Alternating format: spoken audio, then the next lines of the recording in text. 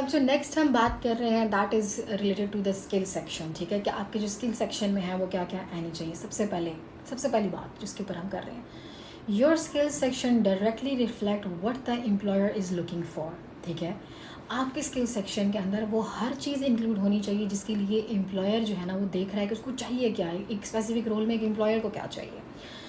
तो उसमें जो मोस्टली कॉमन मिस्टेक्स होती हैं दैट इज़ जो है वो उसमें हम बात कर रहे थे, पहले भी मैं बता चुकी हूँ कि बच्चे जो है वो ऐड कर देते हैं इररेलेवेंट स्किल ऐड कर देते हैं, रैंडम ऐड कर देते हैं। जब वो किसी भी सैम्पल या किसी भी प्लेटफॉर्म पे जाके एक सैम्पल CV उठाते हैं और उसके अंदर डाल रहे होते हैं ऑनलाइन या किसी चीज़ में, तो वो जो बता रहा होता है वो डाल रहे होते हैं जो कि आपकी जॉब रिक्वायरमेंट के साथ मैच नहीं कर रही होती। तो आपने उसके लिए क्या करना है, व्हाट शुड बी डन।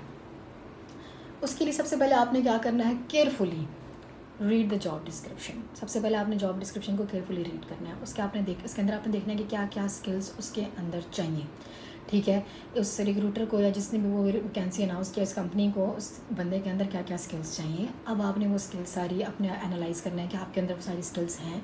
ठीक है, कुछ लोग CVs के अंदर बाकायदा वो भी एडअप कर देते हैं कि बिगिनर लेवल पे है वो स्किल जो है, मीडिया इंटरमीडिएट है या प्रोफेशनल लेवल पे है, लेकिन अगर है तो प्लीज़ डालें उसको वो सारी स्किल्स जो है ना आपने अपनी CV के अंदर डालनी है। ठीक है, और एक काम ये नहीं है कि अब आप अपनी स्किल्स को देखें और आपने उसके अंदर वो जो जॉब के हिसाब से जितनी स्किल्स चाहिए आपने जो है ना वही सारी डाल दी और वो आपको आती नहीं है। अगर नहीं आती तो उस जॉब के ऊपर अप्लाई ना करें, क्योंकि देखिए अगर आपको 80% आती है तो भी ठीक है। ठीक है, मोस्ट ऑफ टाइम सिलेक्शन के चांसेस हो जाते हैं कि जब 100% स्किल्स के हिसाब से बंदा नहीं मिलता तो रिक्रूटर अपना क्राइटेरिया नीचे करते हैं, 90% पे आ जाते हैं, 80% पे आ जाते हैं।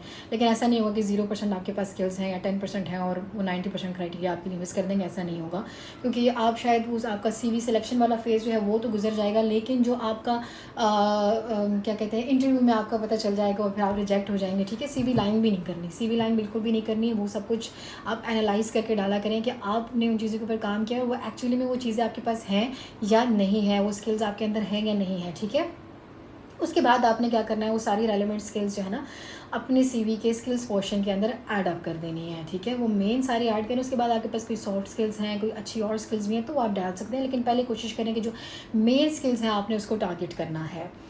Keep skills clear and targeted, और कोशिश करें कि अनरिलेटेड किस्म की स्किल्स या अननेसेसरी भी ना डालें। ठीक है, कुछ सॉफ्ट स्किल्स डालें, अपनी मेन स्किल्स को डालें और